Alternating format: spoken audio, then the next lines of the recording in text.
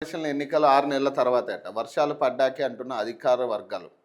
June, July నెలలో నిర్వహించే chance. రాష్ట్రంలో మిగతా మున్సిపాలిటీలు, కార్పొరేషన్ ఎన్నికలు ఫిబ్రవరి తొలి వారంలోనేట. 117 మున్సిపాలిటీలు, 6 కార్పొరేషన్లో ఓటర్ల జాబితా ప్రచురణ ప్రక్రియ షురు. బీసీ రిజర్వేషన్లు తేలేకే పరిషత్ ఎన్నికలట. కోర్టు తీర్పు కోసం ఆగే యోచనట. ఆ కోర్టు తీర్పు నాకు తెలిసి పెండింగ్లో ఉండే పరిస్థితి. ఆ కోర్టు తీర్పు క్లియర్ అయ్యే పరిస్థితి ఇప్పట్లో అయితే కనపడట్లే. ఎందుకంటే దాని మీద ఫోకస్ చేసి ఆ కోర్టుకి అనుగుణంగా వీళ్ళు ఆధారాలు సబ్మిట్ చేసే పరిస్థితి లేదు గవర్నమెంట్ నుంచి. వీళ్ళు ఏదో పిచ్చి పిచ్చి మాటలు మాట్లాడి ఏదో కొత్త జీవోలు తీసుకొచ్చి దాన్ని మళ్ళీ బలవంతంగా బీసీల మీద రుద్దే ప్రయత్నం చేయడం. సో ఇవన్నీ కూడా జరుగుతూ ఉన్నాయి. బీసీ రిజర్వేషన్లు అనేది అది పెండింగ్ దశలోనే ఉంటుంది తప్పితే అది ముందుకు వచ్చే పరిస్థితి కనపడట్లేదు ఎక్కడా కూడా. ఇటు ప్రభుత్వం తరపు నుంచి కావచ్చు, లేదా అటు ప్రతిపక్షాల తరపు నుంచి కావచ్చు. ఈ బీసీ ఉద్యమాన్ని వదిలేసిన వాళ్ళే ఎక్కువ ఉన్నారు. ఎక్కడో కొంతమంది బాలరాజు గౌడ్ లాంటి వాళ్ళు, లేకపోతే జాజల్ శ్రీనివాస్ లాంటి వాళ్ళు దాన్ని పట్టుకుని ఉన్నారు. కానీ చాలామంది వదిలేసినట్టుగానే కనపడుతుంది ఆ ఉద్యమం. ఎందుకు అది అయ్యేటట్టు కనపడట్లే ఇప్పట్లో. ఎందుకంటే ప్రభుత్వం ఏమంటుంది, కోర్టు తీర్పు తర్వాతే అంటుంది. కోర్టు తీర్పు ఎప్పుడు ఇవ్వాలి? ప్రభుత్వం సరిగ్గా దాని మీద అసలు ఆ జీవో నెంబర్ 9 ఎందుకు తీసుకొచ్చింది, దానికి సంబంధించిన అన్నీ కూడా ఆధారాలు సబ్మిట్ చేయాల్సి ఉంటుంది. మరి దీనికి సంబంధించి కూడా కోర్టులో ఆగిపోయిన పరిస్థితి. సో ఆ నేపథ్యంలోనే కదా అప్పుడు జీవో నెంబర్ 46 తీసుకొచ్చి సర్పంచ్ ఎన్నికలు పెట్టడం జరిగింది. మరి ఇది కూడా కార్పొరేషన్ ఎన్నికలు కూడా అదే తరహాలో చేయడానికి ప్లాన్ చేస్తున్నట్టుగా కనపడుతుంది తప్పితే బీసీలకు 42% ఇద్దామనే ఆలోచన కనపడట్లేదు. ఏదైనా అంటే ఒకటే మాట అంటుంది, పార్టీ తరపు నుంచి మేము ఇవ్వడానికి సిద్ధంగా ఉన్నామంటున్నాం. పార్టీ తరపు నుంచి ఇవ్వడానికి మీరు సిద్ధంగా ఉన్నా బీసీలు వద్దంటున్నారు. దానికి ఒక జీవో, దానికి ఒక చట్టం చేసిన తర్వాతే ఆ 42% మీరు అమలు చేయాలనేది ఇప్పుడు బీసీ సంఘాల మాట. ఇది ఎప్పుడు క్లియర్ అయ్యే పరిస్థితి ఉంటుంది? మీకేమో ఒక అనువు దొరికింది. ఏంది? మేము ఇద్దామనుకుంటున్నాం, కాకపోతే ప్రతిపక్షాలు దీనికి అడ్డుపడుతున్నాయి, లేదా బీసీ సంఘాలేమో మేము పార్టీ పరంగా ఇస్తామంటే వద్దంటున్నారు. ఇవి మీకు ఒక చిన్న సాకులా కనపడింది. అది పొడిగింపే తప్పితే ముగిసేటట్టు కనపడట్లేదు. ఆల్రెడీ కేంద్రం జనగణన స్టార్ట్ చేసింది కాబట్టి మళ్ళీ ఇదొక టైం పట్టే ప్రాసెస్. జనగణన స్టార్ట్ అయితే ఇప్పట్లో ఎమ్మెల్యే 2028కి ఎమ్మెల్యే ఎన్నికల్లో ఏదైతే పునర్వ్యవస్థీకరణ ఏదైతే చేయాలనుకుంటున్నారో, కొత్తగా కొన్ని నియోజకవర్గాలు యాడ్ అవ్వాలనుకుంటున్నారో అది ఇప్పట్లో ఉండదు. మళ్ళీ నెక్స్ట్ ఎలక్షన్కే ఉండే పరిస్థితి. ఈ జనగణన పూర్తయ్యి దాని డేటా అంతా వెళ్ళిన తర్వాత, డేటా మొత్తం పరిశీలించిన తర్వాత అప్పుడు 42% చట్టబద్ధంగా 9th షెడ్యూల్లో పెట్టి అమలు చేసే పరిస్థితే కనపడుతుంది. గ్రేటర్ హైదరాబాద్ను పునర్వ్యవస్థీకరించి ఏర్పాటు చేయబోతున్న 3 కార్పొరేషన్ ఎన్నికలను వర్షాలు పడ్డాకే నిర్వహించాలని ప్రభుత్వం నిర్ణయించినట్లు సమాచారం. ఔటర్ రింగ్ రోడ్ లోపల ఉన్న ప్రాంతానంతా గ్రేటర్ హైదరాబాద్లో కలిపి 3 కార్పొరేషన్లు చేసే దిశగా ప్రభుత్వం ఇప్పటికే వేగంగా అడుగులు వేస్తున్నది. సెంట్రల్ హైదరాబాద్, సైబరాబాద్, మల్కాజ్గిరి కార్పొరేషన్లుగా వీటిని ఏర్పాటు చేయనుంది. వీటి పరిధుల విషయంలో ఇప్పటికే స్పష్టత వచ్చేసింది.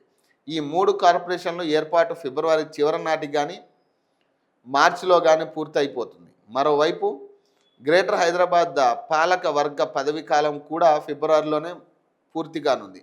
అయితే 3 కార్పొరేషన్ల ఏర్పాటు ప్రక్రియ పూర్తయినా పునర్వ్యవస్థీకరించిన పోలీస్, విద్యుత్, అలాగే town planning, traffic, water works తదితర విభాగాలు కుదురుకోవడానికి కొన్ని నెలల సమయం పడుతుందని ప్రభుత్వం భావిస్తుంది. ఈలోగా వేసవి వస్తుందని, కానీ వేసవి కాలంలో కాకుండా కొంత వర్షాలు పడ్డాక ఎన్నికలు నిర్వహిస్తే ఫలితం బాగుంటాయన్న ఆలోచనలో సర్కారు ఉందని సమాచారం. ఈ క్రమంలో ఎన్నికలు జూన్, జూలై నెలల్లో జరిగే అవకాశం ఉంది. ఈ 3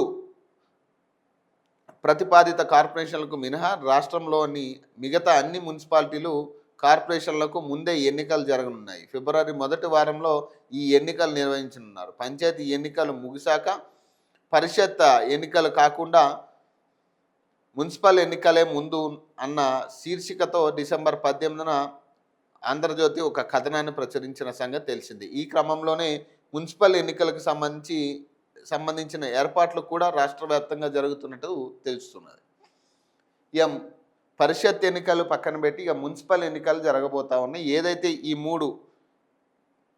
ఏదైతే వీళ్ళు డివైడ్ చేసిన 3 కార్పొరేషన్లు కాకుండా మినహాయింపు ఉన్న మిగతా మున్సిపాల్లో ఎన్నికలు జరగబోతున్నట్టుగా, అది కూడా ఫిబ్రవరి మొదటి వారంలోనే ఎప్పుడో ఉంటాయి అన్నట్టుగా చెప్తా ఉన్నారు. అంటే ఫిబ్రవరి నెలతో ఈ కార్పొరేటర్ల పదవి కాలం ముగుస్తుంది కాబట్టి, సో ఆ తర్వాత ఎన్నికలు పెట్టే పరిస్థితి కనపడతా ఉంది. ఏదైనా కానీ 42% రిజర్వేషన్ మీద ఆశపడితే మాత్రం ఈ కార్పొరేటర్ ఎన్నికల్లో కూడా మళ్ళీ ఏదో కొత్త జీవో తీసుకొచ్చి ఇక మేమేం చేయలేని పరిస్థితి, ఇది కోర్టులో ఉంది, ప్రతిపక్షాలు వ్యతిరేకిస్తున్నాయను ఏదో కారణం చూపించి ఆ బలంగా ఆ ఎన్నికలు పెట్టే పరిస్థితి. ఇక తొందరపాటుతో ఆ ఎన్నికలు పెడుతున్నాం అన్నట్టుగా ఇక పెట్టాల్సింది ఎలా అయినా అనే కాడికి ఆ ఎన్నికలు పెట్టేసే పరిస్థితి ఉంటుంది.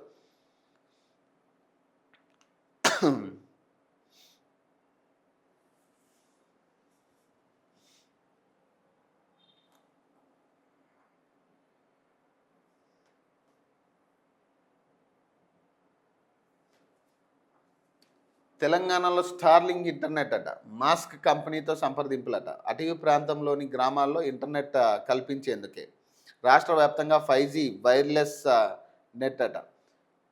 పైలట్ ప్రాజెక్టుకు ఖమ్మం జిల్లా రామకృష్ణాపురంలో అమలు అట. సంక్రాంతికి షురు, 5 కోట్ల ఖర్చు. T-Fiber IIT హైదరాబాద్ పర్యవేక్షణ నిర్వహణ. దేశంలోనే తొలిసారిగా అమలు అట.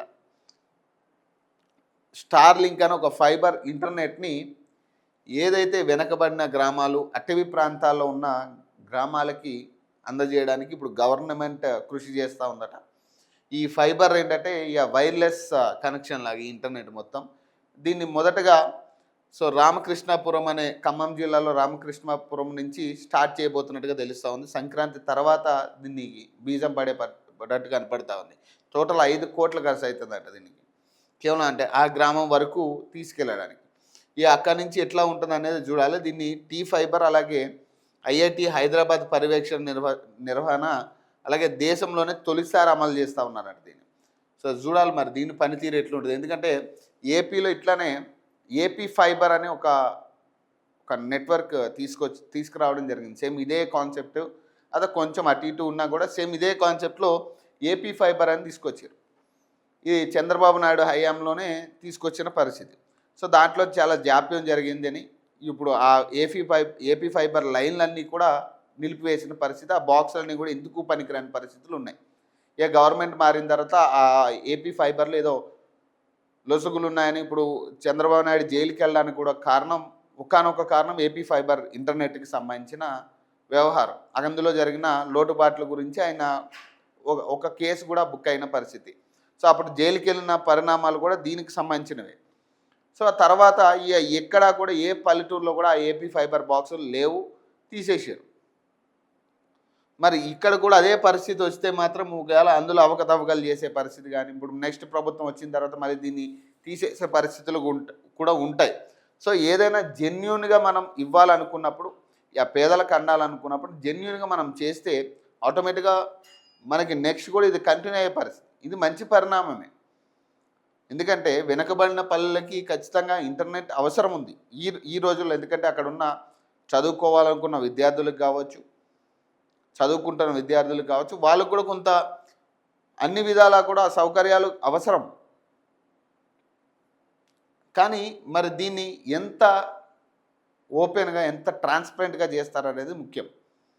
మళ్ళీ నెక్స్ట్ ప్రభుత్వం వచ్చిన తర్వాత ఇది కాదు, అందులో ఏదో లోటుబాట్లు ఉన్నాయి, రేవంత్ రెడ్డి అంత తిన్నాడు ఇంత తిన్నాడు అని మళ్ళీ వాళ్ళు దీన్ని ఆపేసి వాళ్ళు మళ్ళీ ఇంకొక కొత్త ఫైబర్ వాళ్ళకు అనుకూలంగా ఉన్న సంస్థల నుంచి మళ్ళీ ఇంకొక పెట్టుబడి తీసుకొచ్చి మళ్ళీ కొత్త ఫైబర్ పెట్టి, ఇదంతా కాని పని. కాకపోతే ఏదైనా చేస్తే మాత్రం ఖచ్చితంగా జనాలకు ఉపయోగపడేటట్టు ఇంత ట్రాన్స్పరెంట్గా చేస్తే అంత మంచిదనేది నా ఉద్దేశం.